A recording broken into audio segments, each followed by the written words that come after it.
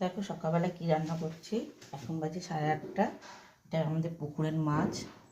হ্যাঁ, আলু দিয়ে টমেটো দিয়ে কড়াইশুঁটি দিয়ে মাছের ঝোলা মশলা, যে তেল, গ্যাসে কড়াই বসে গেছে।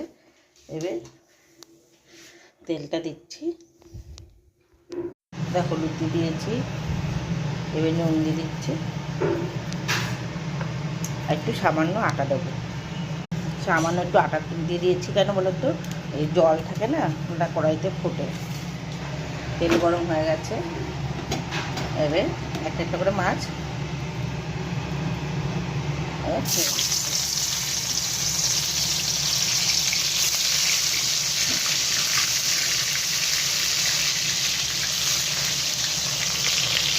মাছের তেলে কিছু দিচ্ছি। দেখো আলু, কড়াইশুঁটি, টমেটো, আর এদিকে নুন, হলুদ, লঙ্কা গুঁড়ো, জিরে গুঁড়ো, একটু আদা কুচে দেবো।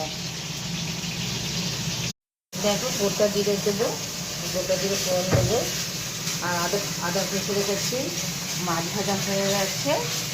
হ্যাঁ, মাছটা ভাজা হয়ে গেলে এগুলো কড়াইতে ছেড়ে দেবো। তো আমার সব মাছ ভাজা হয়ে গেছে, এবারে এক এক করে কড়াইতে ছাড়বো। আগে দিলাম জিরেটা, তারপর দিয়ে দিলাম আলু, টমেটো, কড়াইশুঁটি সব একসাথে দিয়ে দিলাম।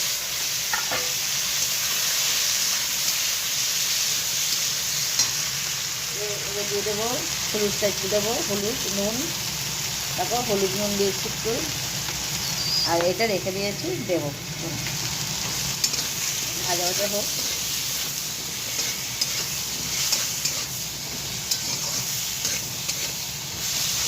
একটু ঢেকে দেবো। দেখো হয়ে গেছে, ওইটু জল দেবো, জল দিয়ে আবার ঢেকে দেবো। আমার মাছের ঝোল রেডি। দেখো কেমন হয়েছে কমেন্ট করে বলবে।